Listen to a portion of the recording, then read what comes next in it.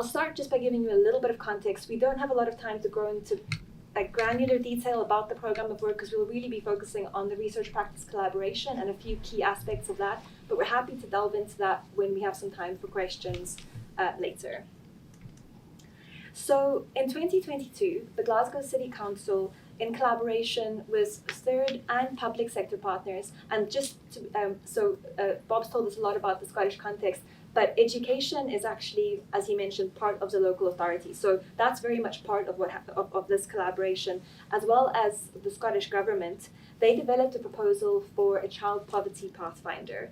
And this program of work builds on a lot of learning that had already emerged from interventions that were trying to take innovative approaches to supporting families. And this was very much in response to a persistent challenge in Glasgow, but things like the COVID-19 pandemic and the cost of living crisis were key catalysts as well in creating a sense of urgency, not just within the council, but across partners where they said, we have to do something. So there was this shared recognition and a real shift in terms of how they wanted to come together rather than saying, okay, well, we're the council, we're going to fix it. They said, we can't fix it alone. We have to work with partners. We have to come together.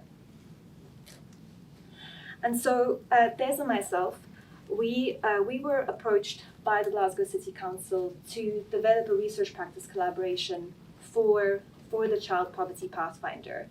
And one thing that has really been seen through this program of work is that on the one hand, there was a shared awareness, so that shared recognition and shift that I mentioned, but part of that was also about an awareness that although the pandemic, for example, was a crisis, it actually created a lot of positive momentum. And a question was, how do we avoid going back to business as usual? How do we harness this momentum moving forward? And the plan for this Child Poverty Pathfinder was a key aspect of that.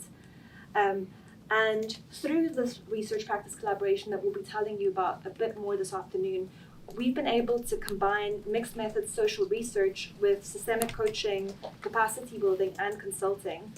And the collaboration itself, so I'll refer to it as the RPC, just for shorthand, it also builds on other projects that we had conducted with the council, so evaluations and service design studies, which meant that there was already a relationship. In Des's case, the relationship was there before. In my case, I was able to build a relationship and trust, and that's been really integral in being able to come together, even as a team from the university, to say, well, we'll work with you as part of this multi-agency effort, and we can be critical friends throughout this process. Now, just a little bit about the RPC. I've mentioned that it's very related to concepts like research practice partnership, communities practice, and so it builds on a very multifaceted and rich tradition of cooperation, collaboration, and purposive interaction between researchers and practitioners who are working outside of academia.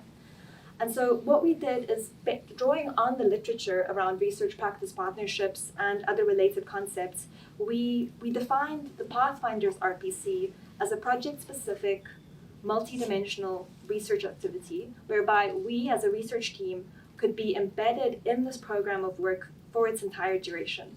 And as part of this, we've had a unique opportunity to actively facilitate what we define as drawing on work that's been done by Marcus Peschel and Thomas Windnider, an enabling space for collaborative knowledge creation and value creation. And just on that note, I'll very happily share some background papers with all of the references I'm mentioning. You'll notice they're not on the slides. It just becomes too much information, but very happy to share that.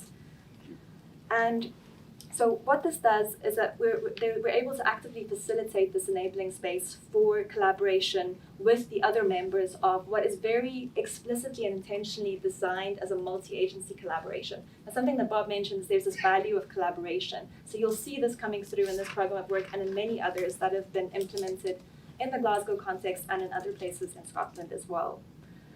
And what this has allowed is a co-creation and, excuse me, I'm losing my place a little bit here, but yeah, a co-creation and implementation of activities that are really research informed, and throughout ensuring that these activities support the delivery objectives of the Pathfinder as a program of work.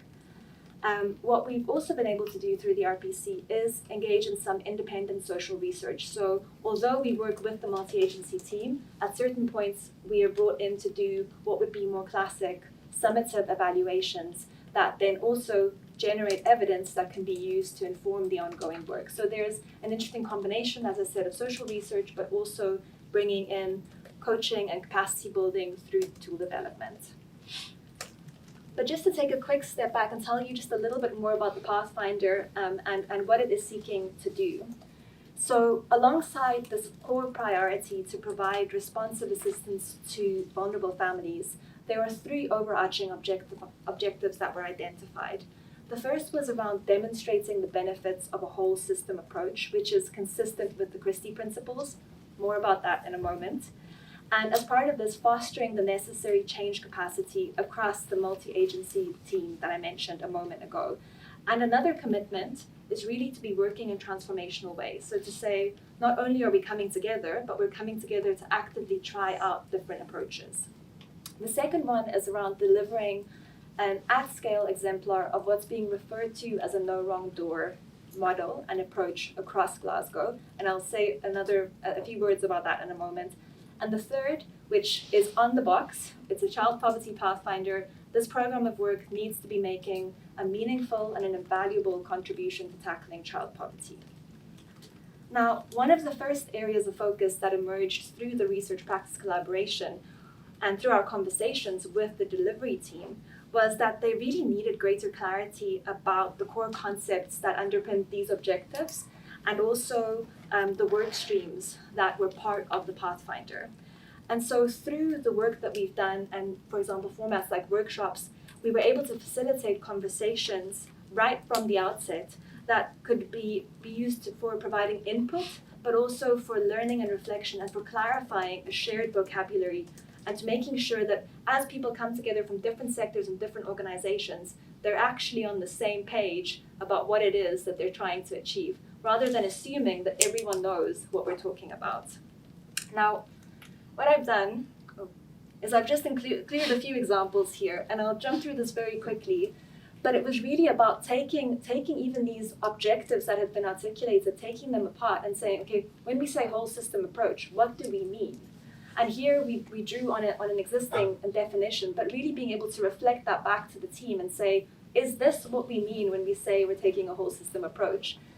I did promise that I would clarify even the Christie Principles. This is something that's referred to a lot in the Scottish context. In 2011, so it's well over 10 years ago, there was a report by the Christie Commission, and it really focused on what do we want the future of public service delivery in Scotland to look like. Everyone agrees that Christie is a good idea, but how do you actually do it? And this is a core aspect of what the Pathfinder is trying to do. Okay, how do we put Christie into action? I've included some crib notes for you, just a few key aspects of these principles. It's not exhaustive, but one really big important part is you're designing services with citizens. You're actually listening to people. What do they need? What do they need at the level of place?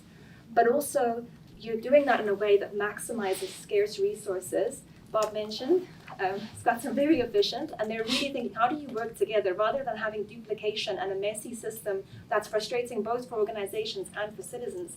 How do you actually find more efficient ways of doing that? And another key one, and I think this also comes back to that commitment to social justice and inclusion, is how can you be working preventatively rather than always staying in the mode where you're fixing, you're responding to the crisis? How can you actually work with citizens, work across organizations in a way that is preventative? And just a quick note about this no wrong door model, that really is an expression of this. So the idea that within a city like Glasgow, regardless of where a citizen goes and where they engage, they can be linked into a holistic, person-centered ecosystem of support that is joined up within and across organizations. Excuse me. Oh, yes. Quick question. On the Please. stakeholders, was there an exercise to curate the kind of stakeholders in the room, or was it more the right people that came? I mean, the people that came with the right people in that sense. So I think, to be completely honest, it's a combination of both, and Des, feel free to add to this as well. So as I mentioned before, there were quite a few services that one example is a service called Glasgow Helps that emerged during the pandemic, which was really set up as a support for people who were having to shelter in place. But it quickly became apparent that there was a critical need across different communities for support around things like food, fuel, etc. And so gradually a group of partners came together who said, okay, you know what, we're willing to get involved, we see the need. And so there was something quite organic about it. But in balance as well, there is an ongoing process of also looking and saying, well, this is what we're hearing from citizens about what they need. We don't actually know how to fix that. We don't know how to help them. But who's doing that in the city and bringing those partners on board as well? So it's definitely not a very clean-cut process of saying, let's make a list of everyone who should come to the party and then we go invite them. It's a bit of both. Gotcha.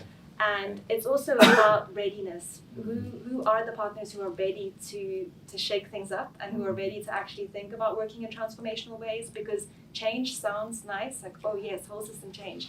But it can be a pretty painful process because you have to start doing things, but you have to stop doing things as well. And very often people get paid to do those things. And so it can be a messy and challenging process as well. So there is the element of saying, well, who's ready to come to the table? And then how can we build a proof of concept that then makes it easier to broaden the network as well, because people see that it's really working.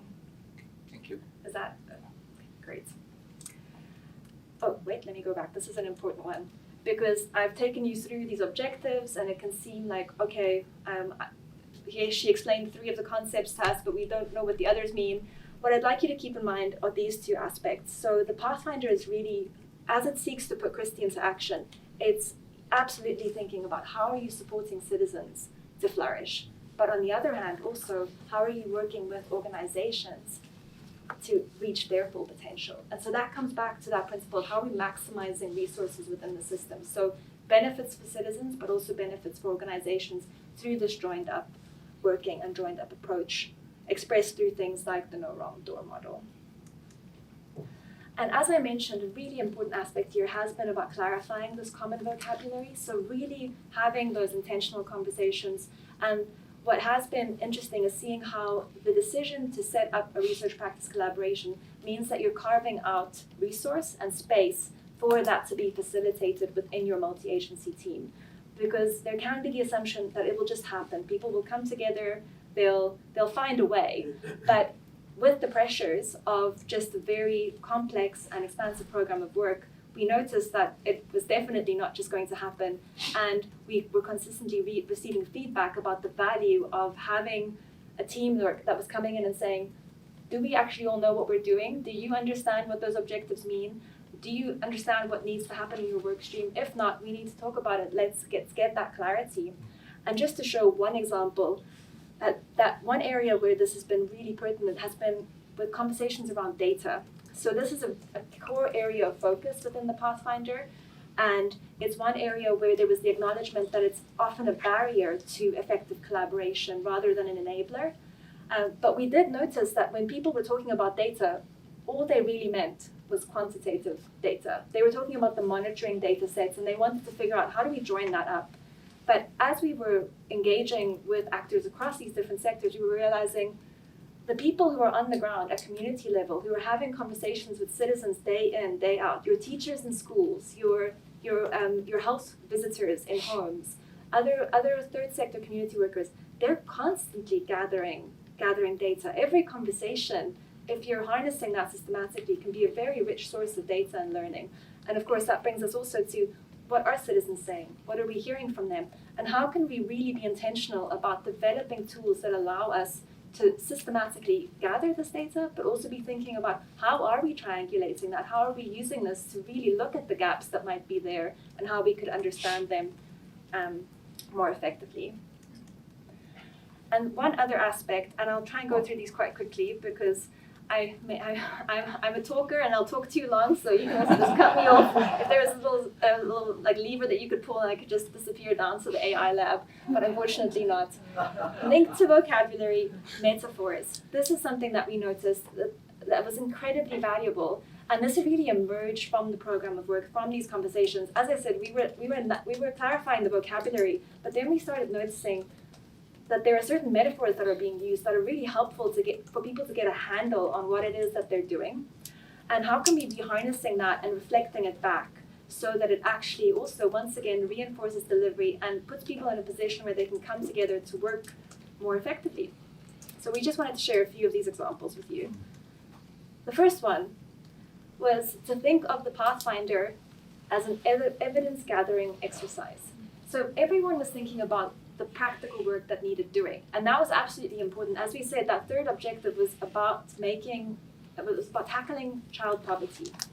But at the same time, so much of what was happening around whole system change was an exercise in also gathering evidence and developing a richer understanding of what the system actually looked like. They had to map the chaos in the system before they could really start thinking about how they might change it. And this was a really valuable shift to say that if you're going around having a lot of conversations, if you're doing a lot of mapping, that's part of the work because you're gathering evidence. We just need to make sure that we are documenting that as systematically as possible and moving it around the team and beyond the team in some cases as well to ensure that can have a positive impact on the system both as is and where we'd like to see it go. So this was one really, really valuable metaphor. Another one was around this notion of barriers that need to be turned into enablers. And this also shaped the program of work itself. So you'll notice here I've mentioned data already, but also funding and commissioning. And in a few of the conversations we've had this afternoon, funding has come up as well, and accountability and culture. So as the multi-agency team came together, they decided together that these would be the priorities. They didn't say that this is it, there are no other barriers, but they said we have to start somewhere. So we're going to start with these barriers, and we're going to, through this program of work, explore how we might turn them into enablers. And so once again, this is quite abstract, but it did become part of something that galvanized the collaboration, and there was a shared commitment saying, okay, this is what we're doing. If I'm having a conversation about a data sharing agreement, it's not just contracts or agreements going back and forth with legal. This is part of our commitment to actually look at how we can take data that's making it really hard for us to work together and turn that into an enabler. And similarly, I won't go into great detail with the two others. There's a lot that could be said, but just the value of having this idea of, yes, at the moment, they are like these impossible walls that keep us from doing what we would like to do, but how could we move towards actually having them be part of an enabling and productive ecosystem? And one last one was around the idea of citizen journeys, but also organizational journeys. So very early on, at the very first workshop that we had with the team, this came through really strongly, this idea of citizens are on a journey, how can we understand that better, and how can we make sure that they're not dropping off the radar at certain points, that they're being supported throughout, regardless of where they are, and that understanding of journeys and commonalities between journeys is growing within and across the collaboration. But as we went along, it became increasingly clear that it's really important to understand organizational journeys as well. Yes, where they intersect with citizen journeys, but also to have this awareness that organizations ideally are shifting and changing over time in response to learning about needs in communities as well. And that is something that within this ecosystem that Glasgow is seeking to establish should be encouraged. And so really using these dual metaphors to great effect rather than and being able to see it within that broader narrative. And what this allowed the team to do as they harnessed these shared metaphors was also then to say, we have a shared logic and how we work together. It's not, and the vocabulary, the metaphors inform a shared logic. So we've come together from a lot of different organizations where we do things differently, we use different language, we work to different timelines, but through this process, a shared logic and approach emerges. And just a few comments on relationship and trust building. So this is something that you'll see in the literature as well. There's, it's similar to the Christie Principles in Scotland. Everyone agrees that relationships are incredibly important. Trust is part of that. It's absolutely essential. And certainly we've seen the value of that in our work with the council and their partners as well. But this is something that also needs to be seen as an investment.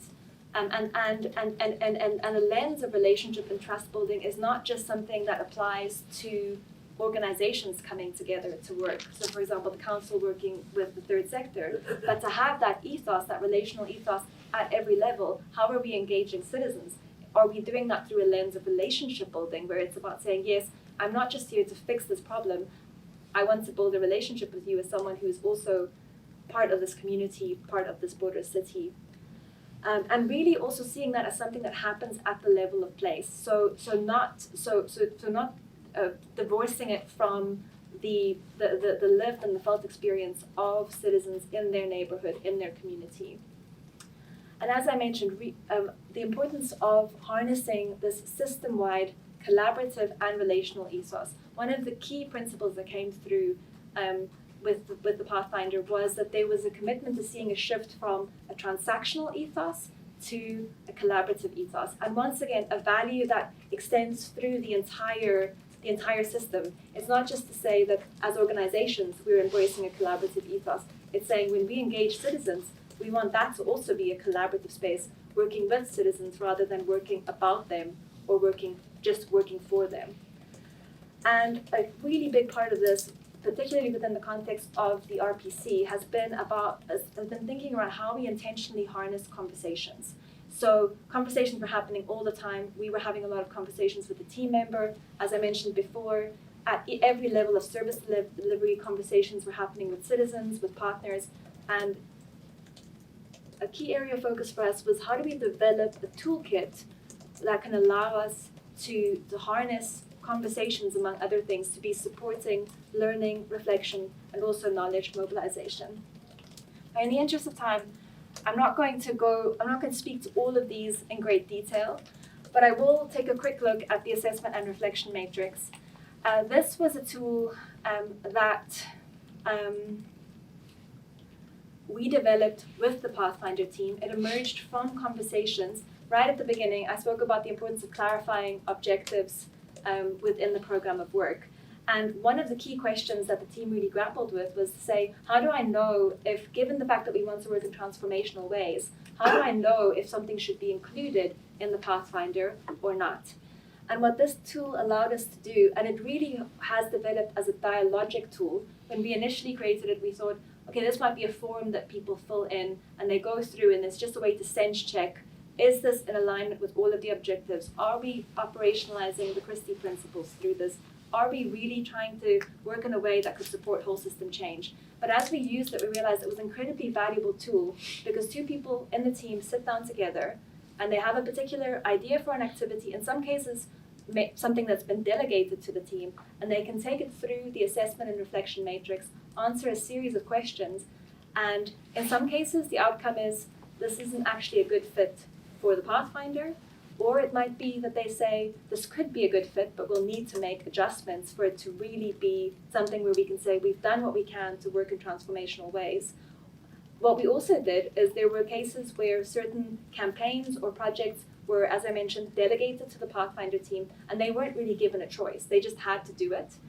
And so what we could do with the assessment and reflection matrix is still take that program of work through this series of questions that relate back to the objectives, the Christie Principles, and also those three barriers that I mentioned, and then to be able to make a really clear case for why this is the type of work and a way of working that actually this particular collaboration within Glasgow is seeking to move away from, but also to be able to link that back to considerations around early intervention and prevention, social cost-benefit analysis, which is something I haven't spoken about at all, but is another really important consideration.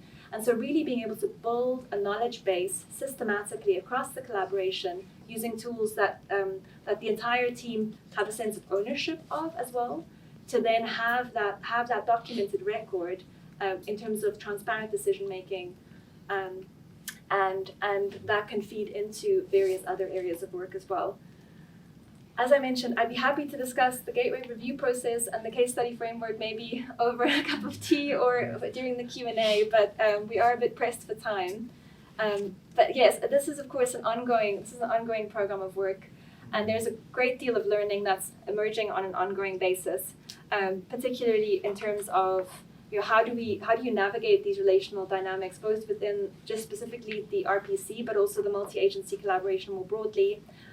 Ongoing investments in trust building and culture as well, fostering a shared culture across different organizations, and of course power differentials. Like, these are a lot of the realities where you might have people come together and say, okay, we're going to work together and this is an equal collaboration, but over decades they may have had a different experience in engaging with a partner like the city council. So these are things that need to attention sometimes that will need to be navigated as they emerge, and also harnesses opportunities to have these conversations, and particularly to be harnessing learning around effective multi-agency collaboration.